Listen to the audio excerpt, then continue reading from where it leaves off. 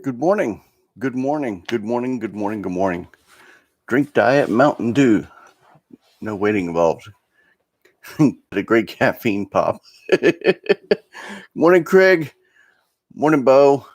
Good morning, everybody. So, those of you who are new to the channel, I have a coffee during Bo's show and waking up and drinking coffee and doing news and notes, and then um afterwards I go and make a second cup. So this is my second cup. Whenever you see me drinking coffee on the show, um, I just have to have at least 2 cups a day. This is probably going to be what is up, Mr. George. Um, I have to have a second cup. Uh, this may end up me being a third cup because I got to shave today. I was going to try to go to the Argyle store today, but Let Her Rip's on tonight. So it kind of, hey, Matt. Good morning, Matt.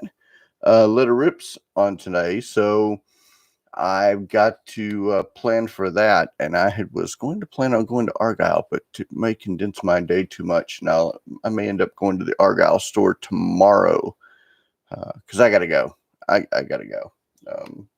It's been over a month and I need to go. So, um, contest. I'm waiting for the winner to arrive. So before I announce it, and for those of you who are new who don't know, uh, I have the hardest time when I don't go on the air at this time, going back and getting back on.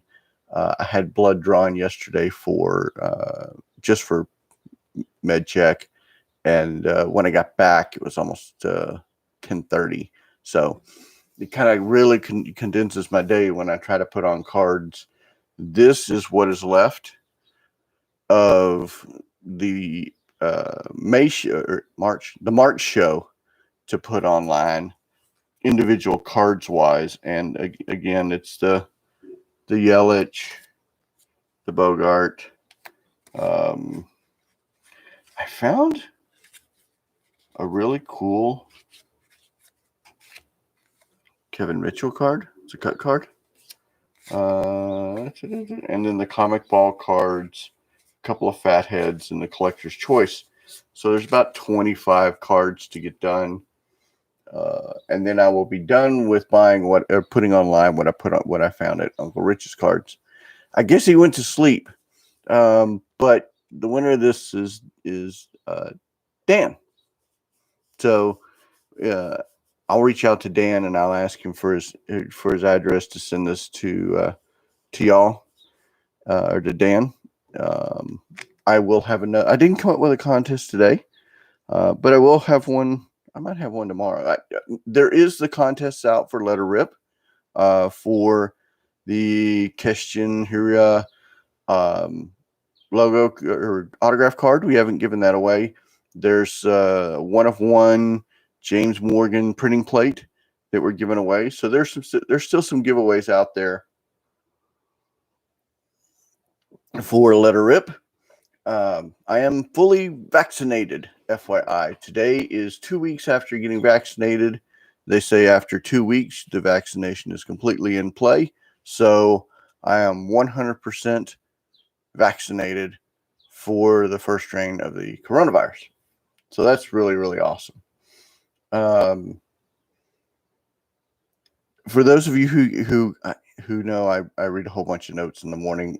It looks like that there was a Michael Jordan green Amex card that sold at Golden Auction, and the Amex card was autographed on back, which is an interesting piece of memorabilia because you got to wonder, how did that Amex card get into a collector's hands from Jordan? I mean, was it just something that he had? It was expired, so he gave it. And why wouldn't Jordan just shred it? I don't know. A very interesting piece of memorabilia. And I'm going to misspell this name, Joel Riture. Anyway, Joel writer over at Beckett Media. He's been writing one cut sheet collections, and it's a pretty interesting read. It's a pretty interesting follow. What he does is he takes 9 cards from, you've got a sheet of cards, 9 cards, and he'll put different collections on the 9 sheets. He'll call out 9 cards, and it's whatever you want to do. I'll give you 3 examples. So did the 1995 Cleveland Indians collection, Topps USA baseball cards of the 80s and 90s, and just recently he did Cy Young winning relievers. So it's a pretty interesting concept. 9 cards of any particular deal. I would like to see Zach's one cut of Frank Thomas cards, or a Mark Hoyle one cut of vintage cards, or even Bo's one cut of Ryan Sandberg cards. I'd like to see what you saw that guy on TV that bought Emmett Smith's old card. He was on the registration, and he found an expired signed credit card in the glove box. Wow. Interesting. That's kind of cool, George. But I'd like to see George and Dan's like Asia collection. Just people have different 9 cuts. Matt's like to see like a one cut of Chiefs cards. Just different things that you would not necessarily covet, but would be your top cards for a one cut sheet. Just be an interesting concept to go around seeing. The REA spring auction had a PSA 8, and I normally don't like to call out auctions and top cards being sold for big money, but I kind of want to know. I'd kind of want to know what's going on with large auctions, and just people trying to it's just a gauge of where we are in the hobby. So REA spring auction PSA 8 1952 Topps Jackie Robinson number 312 sold for $384K, whereas a couple of years ago, 2 years ago, it sold for $20K. So in 2 years, you've got a massive. I think that's probably a little bit because of Jackie Robinson's possibility. Let's see. I've bought through REA before. The catalog is awesome. Oh, okay. I'm going to mark that. Wow. I'm going to mark that, Mark. At least I didn't call you Marky Mark, which I did watch Marky Mark's new series on HBO Max. Pretty cool. My condolences to the Wahlberg family. I'm a big Wahlberg family, just a big fan of the family. Alma passed away. So my condolences and my prayers are for the Wahlberg family and Alma, who I know is up in heaven with Jesus, just cutting up right now. But my condolences to the Wahlberg family for their passing of their mother, their matriarch, their rock and their glue. But I did watch Marky Mark or Mark Wahlberg series on HBO Max. Pretty cool watch. But I'm going to go look up the REA spring auction. So new releases. It's new release time. So today, for those of you who don't care about soccer, Topps MLS Soccer comes out. Topps Museum Collection UEFA Champion League Soccer comes out today. And then Prism Fast Break Basketball comes out today. Tomorrow, Friday, Formula One Chrome Racing. And for those of you who like hockey, Upper Deck Series 2 Hockey Blasters release on Friday. And then Monday, which I haven't bought my box yet. I need to buy a box so I can open it. Onyx football. So I can't wait to see Onyx football. That's pretty cool. That's pretty cool. Another very, very interesting NFT release, and yes, NFTs are getting to be a deal, and we'll have. Side note: Beckett or Dr. Beckett, Brody, and I are going to be on Hobby Hotline this weekend, and I plan on asking Brody a lot of questions about NFTs because he's younger in the generation of that NFTs were originally like came out or not came out, but they're helping drive that. So I'm going to ask Brody about NFTs. So get ready for a great discussion on Saturday morning, 10 a.m. YouTube. Get ready for that. I'm very excited to aggravate Dr. Beckett. But Ted Williams' daughter is releasing a Ted Williams NFT. Hold on. I know you're rolling your eyes. What's up? Boob Slang? I know you're rolling your eyes, but bear with me just a second. Okay, bear with me because this is cool, and we had this discussion. This discussion has been going on for at least 2 to 3 weeks. So Ted Williams' daughter is releasing an NFT by Black Madre, which is Andre Marcel.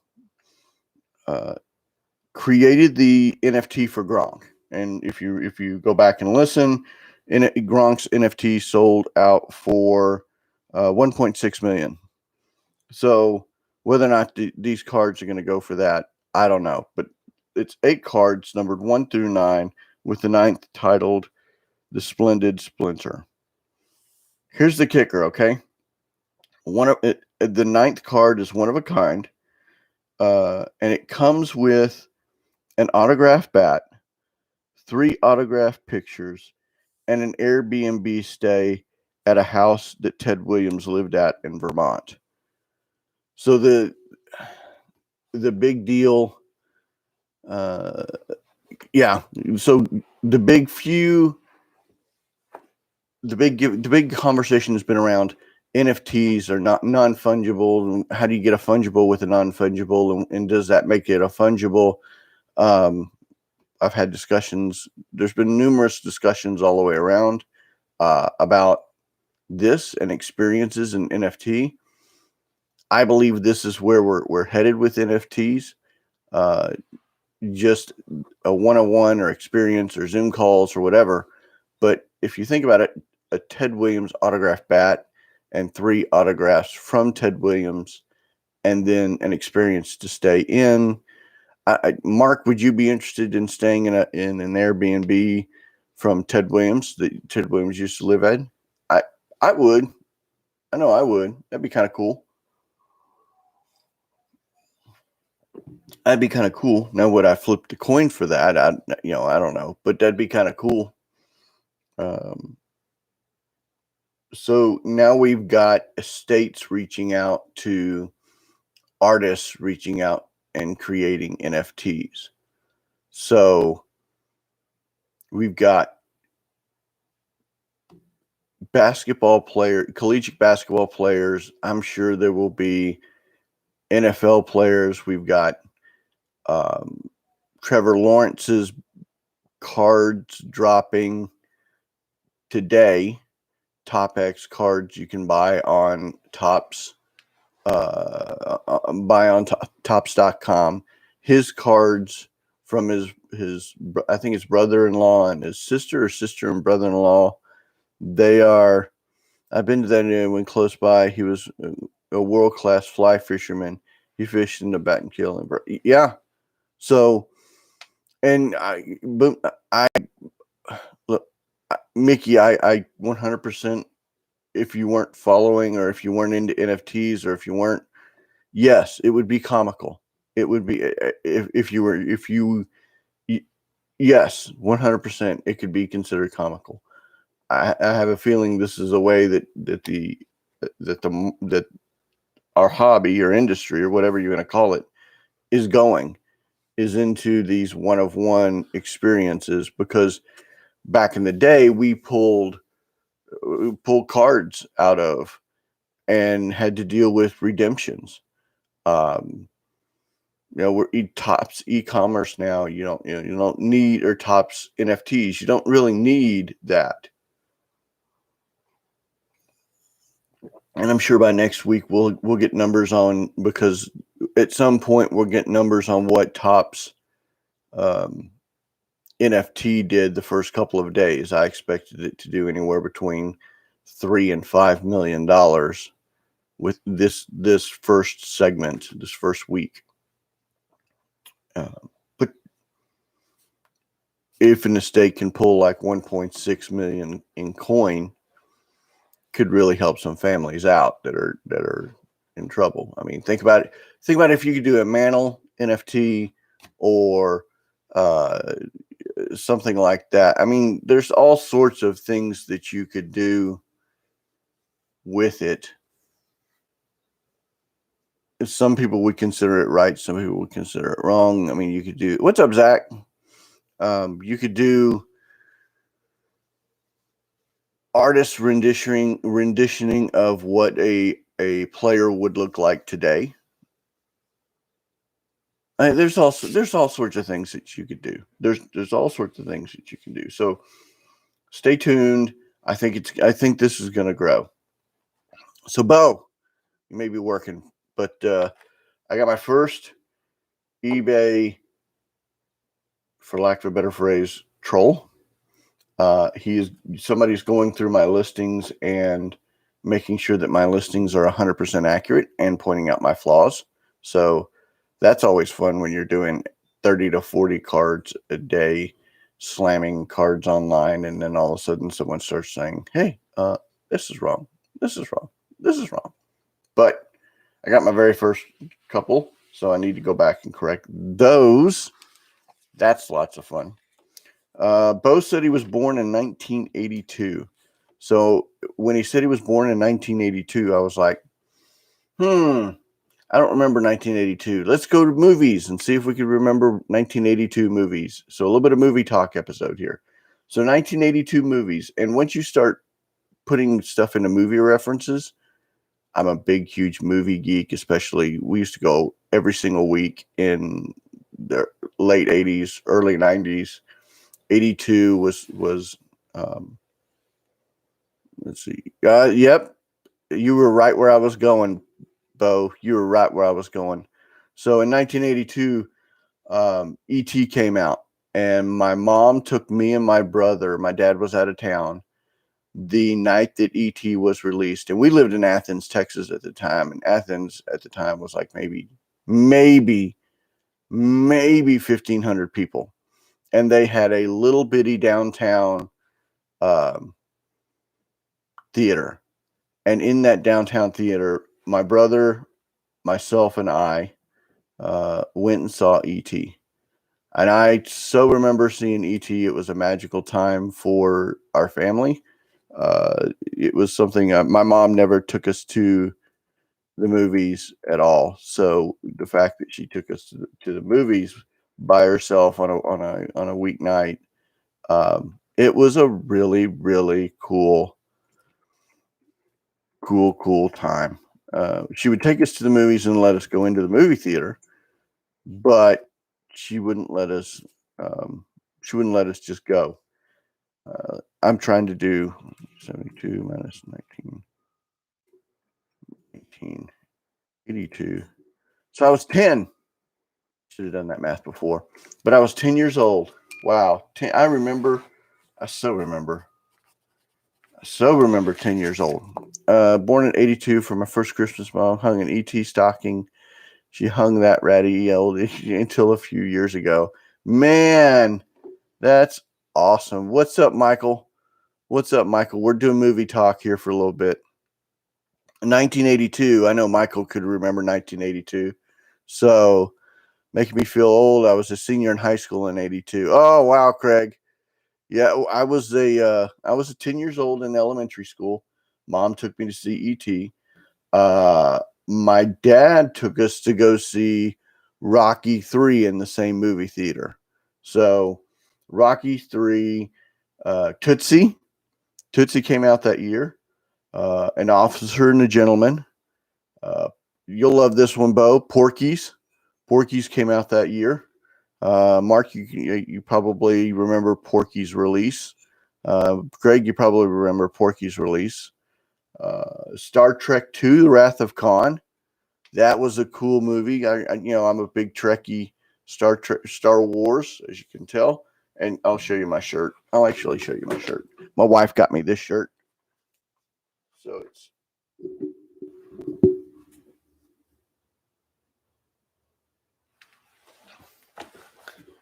already in college. So instead of Rookie of the Year for, baseball, she got me the Wookiee of the Year shirt. Yes, Wrath of Khan is amazing. I think it's one of the best Star Trek movies that's ever been released. Even if it's on Porky's.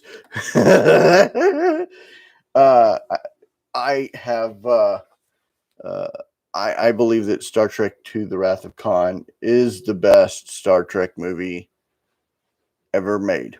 Star Trek movie ever made, not show. Think Next Gen is probably the best show that's a Star Trek show that's ever been made, but the best movie is Star Trek II. 48 Hours with Nick Nolte and Eddie Murphy. I remember Poltergeist. I remember watching Poltergeist on VHS. We didn't get to go to the movie theater, but when it came out on VHS, I saw it with my mom. I stayed up for a month. Annie came out in 1982. And then The Best Little Whorehouse in Texas with Best Little Whorehouse in Texas. Burt Reynolds, Dolly Parton.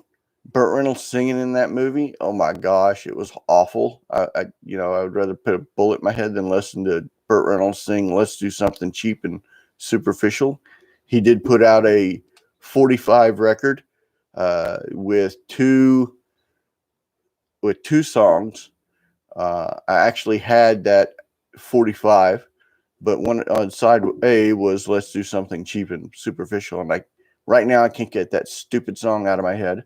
But Burt Reynolds did put out a 45. Michael says we could geek on Star Trek later. I'm upset with the current movies. They suck and blew up Vulcan to rewrite all the timelines. Yes, they did. Mark Hoyle, shame on you. Mark Hoyle, shame on you. Never watched Star Trek or Star Wars. Shame on you, Mark. Shame on you. And then, of course, Gandhi came out. And Gandhi was the big Academy Award movie, was Gandhi. So that was, I was not a fan of Gandhi when it came out because I thought Star Trek should have won all the Academy Awards, but instead it was Gandhi. I am going to do a website. Let's see. I've never watched a minute of any Star Wars. Bo. Oh my gosh, Bo. I can't believe you'd ever say that, especially as growing up in the 80s. Bo. I'm so disappointed. I am going to do a website. It is on my board to do. I made the decision a couple of days ago to do it. Whether or not I'm going to build an e-commerce website, I'm not 100% sure, but I will do a website. So that project is on the board. I showed you I had these cards to put online. And next project is a 1991 Upper Deck set to go through. I've got a 1991 Upper Deck. We watched a Star Wars movie in film class. Once the lights went out, me and some buddies skipped out and went upstairs and played pool. Shame on you, Bo. I've also got, not necessarily in order, but I've got a 1991 Upper Deck set to go through, 89 Hoops basketball, 1990 Score hockey, 1990 Skybox basketball, and a 1990 Topps baseball to go through. I'm looking for errors and stars to pull out and put online, and then bulk out the rest of it and send all the Cubs to Bo. I'm in the middle of the 1991 Upper Deck set. And the reason why I want to share off my new toy. I got these really, really cool glasses. And they just arrived yesterday. They've got a light on them. 2 settings. And I've got these awesome, really thick magnifiers. And this is really cool. I have just cards that I have thought were PSA 8s or 9s. After looking through them through these lenses, they're not. But I show you these glasses to let you know I'm going through the 1991 Upper Deck, and I'm looking for the holograms. And there's 3 different holograms that they had in 1991, and they did it because they so mass produced the 1991 Upper Deck set. The first one is the regular 1991 Upper Deck hologram. They ran out of those holograms, so they used the 1992 Upper Deck holograms. Well, they ran out of those, so they used the 1992 Upper Deck hockey holograms. And I haven't found a hockey hologram yet. I'm halfway through the set, but I did find a probably 30 1992 holograms. And I haven't found them on major stars. The big one's been a Jose Canseco, Ryan Sandberg, and Mark McGuire. Or not Mark McGuire, Mark Grace. But I'm still going through that set. I want to find a hockey hologram. And once I go through the holograms, then I'm going to look for errors. And then once I go through those, then I'm pulling the cards. Yep, hold the card at an angle, and it's easier to see up against the light. With the magnifying glass, I use readers for that. Yep, these are great. These are great, Zach. The kicker, though, is I can't wear them for a long time because my eyes are already tired at night. I'm doing it as a night project, and my eyes get very, very tired. So the 1990 Topps baseball's already been sorted and already have not pulled, but I've already marked all of the error cards.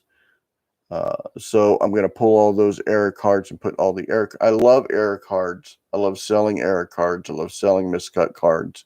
So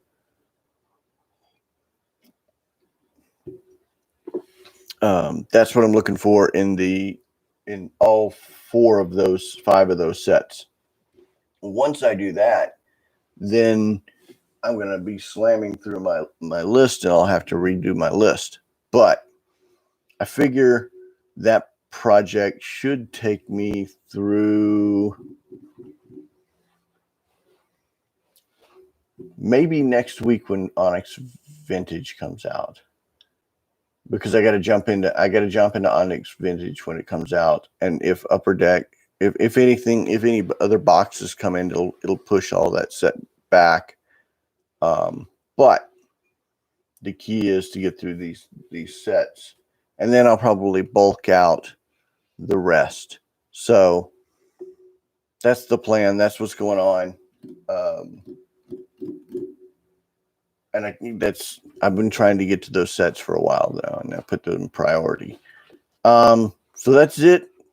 That's what I got for today. I hope you enjoyed all the information. I went through a lot. I didn't have one great big huge topic to go through. There wasn't really anything. I'm caught up on all my news and notes. So tomorrow will probably be whatever news and notes, and then going over a couple of sets. Let It Rip is tonight.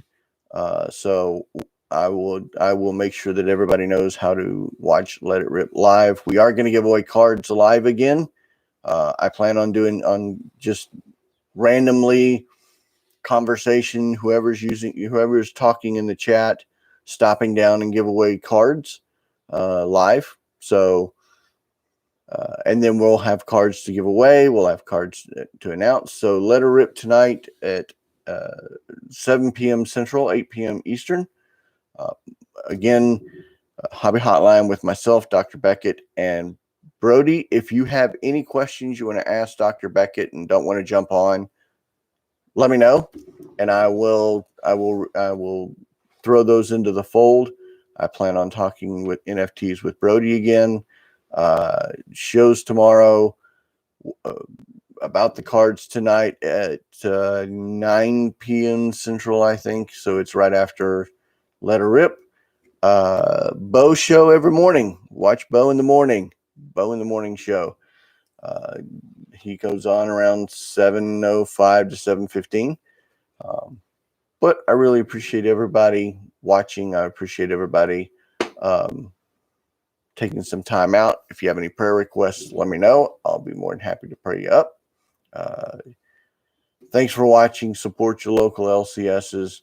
If you have any questions, gripes, nags, pet peeves, complaints, ask or talk to Bo. Any compliments or any questions that you need answered, then reach out to me. Thanks for watching. Y'all have a fantastic day, and God bless.